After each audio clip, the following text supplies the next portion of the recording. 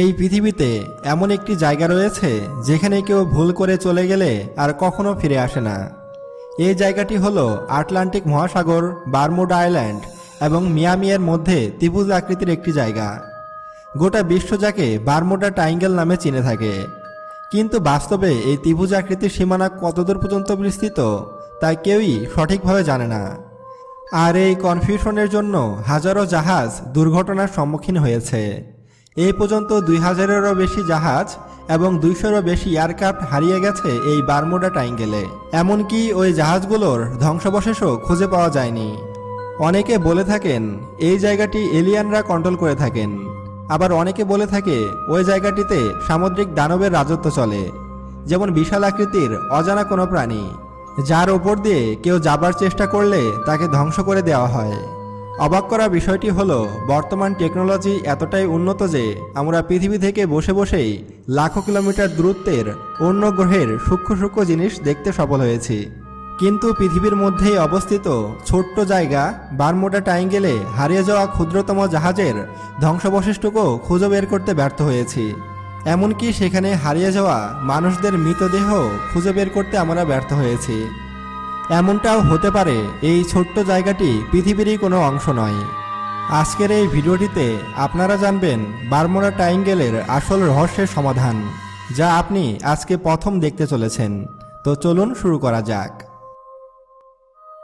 4 December 1970 pilot Bruce গ্যারগন বিজনেসের জন্য তার পার্টনারের সঙ্গে অ্যান্ড্রোস আইল্যান্ড থেকে ফ্লোরিডা কোস্ট যাবার জন্য বিমানযাত্রা শুরু করে। সে সময় ওই জায়গাটি বারমুডা ট্রায়াঙ্গেলের মতো ছিল না। তাছাড়া ব্রুস গ্যারগনের ওই জায়গাটি নতুন কিছু ছিল না, কারণ সে ওই রুট দিয়ে অসংখ্যবার যাতায়াত করেছে। তাই ব্রুস কোনো চিন্তা ছাড়াই সামনের দিকে এগিয়ে চলেছে, কিন্তু সে জানতই না তার এই যাত্রাটি চিরস্মরণীয় হয়ে থাকবে। যখনই ব্রুস যাত্রা শুরু করে তখনই তার সামনে একটি আজব ঘটনা ঘটে। তার সামনে প্রচণ্ড ঝড় ওঠে, চতুর্দিকে কালো মেঘে আচ্ছন্ন হয়ে যায়। যদিও ব্রুস সাধারণ ঝড় মনে করে সামনে এগিয়ে যাচ্ছিল, এ পর্যন্তই সব কিছুই পারফেক্ট ছিল, কোনো সমস্যার সম্মুখীন হয়নি। কিন্তু যখনই প্লেনটি 11,500 ফুট উপরে ওঠে তখন আবারও একবার সেই কালো মেঘ প্লেনের সামনে দেখা দেয়। মেঘটি দেখতে একটি ট্যানেলের মতো পেঁচানো ছিল। হঠাৎ করেই মেঘটি তার সামনে চলে আসার কারণে সে কোনো রিয়্যাক্ট করতে পারেনি, আর সোজা মেঘটির মধ্যে প্রবেশ করে। যখনই ব্রুস এই মেঘ আকৃতির ট্যানেলের মধ্যে প্রবেশ করে তার চতুর্পাশে কালো অন্ধকারে আচ্ছন্ন হয়ে যায়। সব কিছুই ব্রুসের মাথার উপর দিয়ে যাচ্ছিল। এই ধরনের ভয়ানক মেঘ সে পূর্বে আর কখনোই দেখেনি, কারণ এই মেঘটি সাধারণ ঝড়ো মেঘের চেয়ে সম্পূর্ণ ভিন্ন ছিল। এরপর সাদা আলো ফ্লাশ হতে থাকে। এটা অনেকটা বিদ্যুৎ চমকানোর মতোই ছিল, কিন্তু কোনো শব্দ ছিল না। আর চতুর্দিকে কোনো বৃষ্টিপাতও হচ্ছিল না। তাছাড়া ওই আলোগুলো সাধারণ লাইটের চেয়ে বেশি উজ্জ্বল ছিল, আর ওইগুলো জালের মতো তার প্লেনের চতুর্পাশে ছড়িয়ে পড়ছিল। প্রায় 20 মিনিট ধরে ব্রুস তার প্লেনটি ওই মেঘের মধ্যে দিয়ে উড়িয়ে যাচ্ছিল। হঠাৎ করেই সে বুঝতে পারে এটি সেই মেঘ যেটি সে 11,500 ফুট উপরে দেখেছিল। পার্থক্য শুধু এটাই, এই মেঘটি ট্যানেলের মতো পেঁচানো। ব্রুস সেই সময় সেই পেঁচানো মেঘের ট্যানেলের মধ্য দিয়ে যাচ্ছিল। সে খুবই ভয় পেয়ে গিয়েছিল এবং সে তার পরিবারের কথা ভাবছিল, আর ভাবছিল আজকের দিনটি হয়তো তার জীবনের শেষ দিন। সে ভেবেই নিয়েছিল এই অবস্থা থেকে সে হয়তো আর কখনো বের হতে পারবে না, কারণ তার সামনে ওই ট্যানেল থেকে বেরিয়ে আসার কোনো রাস্তা চোখে পড়ছিল না। কিন্তু তার পরেক্ষণেই একটি আজব ঘটনা ঘটে যায়। ব্রুসের সামনের দিকে আলো জ্বলে ওঠে, আর ব্রুস ভাবতে থাকে এটি হয়তো ট্যানেলের শেষ মাথা। ব্রুস এই ভেবে তার প্লেনটি সামনের দিকে নিয়ে যেতে থাকে। কিন্তু যখনই সে ওই আলোর মেন পয়েন্টে পৌঁছায় তখনই প্লেনটি যেন সংকুচিত হয়ে যায়, আর তার প্লেনের নেভিগেশন সিস্টেম অদ্ভুত আচরণ করতে থাকে। কম্পাস নিজে থেকেই বারবার দিক পরিবর্তন করতে থাকে। প্লেনের সব কিছু অটোমেটিকভাবে কন্ট্রোল হতে থাকে। মনে হচ্ছিল বিমানটি অন্য কেউ কন্ট্রোল করছে। ব্রুস প্লেনটিকে নিয়ন্ত্রণ করার অনেক চেষ্টা করতে থাকে, কিন্তু কোনো কিছুতেই কোনো কাজ হচ্ছিল না। অটোমেটিকভাবে প্লেনটি চলতে থাকে। আর চিন্তার বিষয়টি হলো তখনও প্লেনটি ওই আলোর দিকেই অগ্রসর হচ্ছিল। প্রায় 20 মিনিট ধরে ব্রুসের প্লেনটি এইভাবে হেলতে দুলতে থাকে, আর ওই পেঁচানো মেঘের মধ্য দিয়ে উঠতে থাকে। এরপর হঠাৎ এক ধাক্কায় প্লেনটি ওই মেঘের টানেল থেকে বেরিয়ে আসে। কিন্তু ওই 20 মিনিট বুশের সাথে যা ঘটেছিল তা পৃথিবীতে কখনো ঘটা সম্ভব নয়। ওই রহস্যময় মেঘ থেকে বেরিয়ে আসার পর ব্রুস নিজেকে অনেক হালকা অনুভব করতে থাকে, ঠিক যেমনটা মহাকাশ যাত্রীরা অনুভব করে থাকে যখন তারা পৃথিবীর মাধ্যাকর্ষণ শক্তি থেকে বেরিয়ে যায়। এরপর সব কিছুই নর্মাল হয়ে যায়। প্লেনের সব যন্ত্রপাতি ঠিকঠাক মতোই কাজ করছিল। ব্রুস জানতই না ওই 20 মিনিট প্লেনটি কোথায় উঠছিল।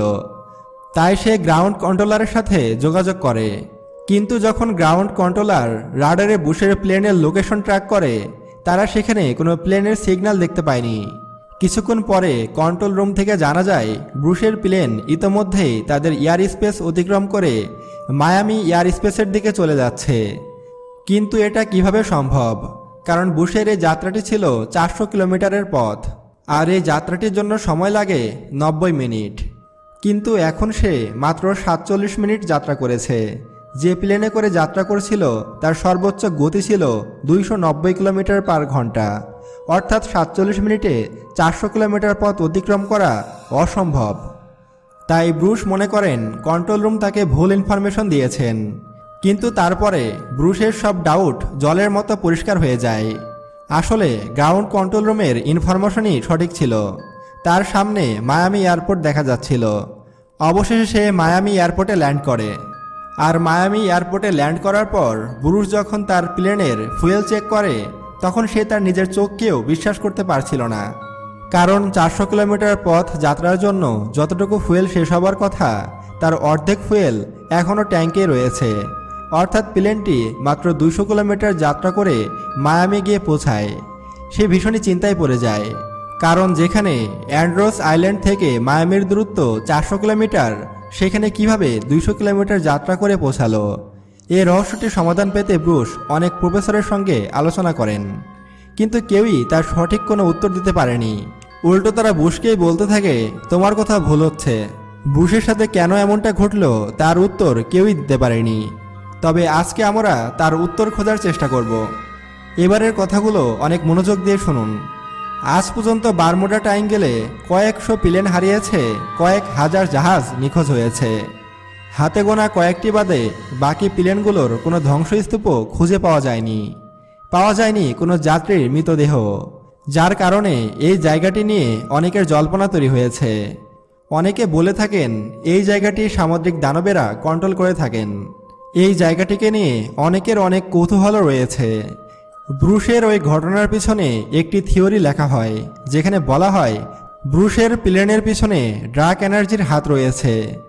বিজ্ঞানীদের মতে ডার্ক এনার্জি হলো ওই শক্তি যা ব্ল্যাক হোলের মতো এমন অন্ধকার টানেল বানিয়ে থাকে, যার মধ্য দিয়ে কয়েক লাখ কিলোমিটার রাস্তা কয়েক মিনিটে পাড়ি দেওয়া যাবে। ব্রুস হয়তো এমনই কোনো টানেলের মধ্য দিয়ে প্রবেশ করেছিল, আর সেখান থেকে সে জীবিত বের হয়ে আসতেও সক্ষম হয়েছিল। আর এই কারণেই সে 400 কিলোমিটার পথ মাত্র 47 মিনিটেই অতিক্রম করে ফেলে।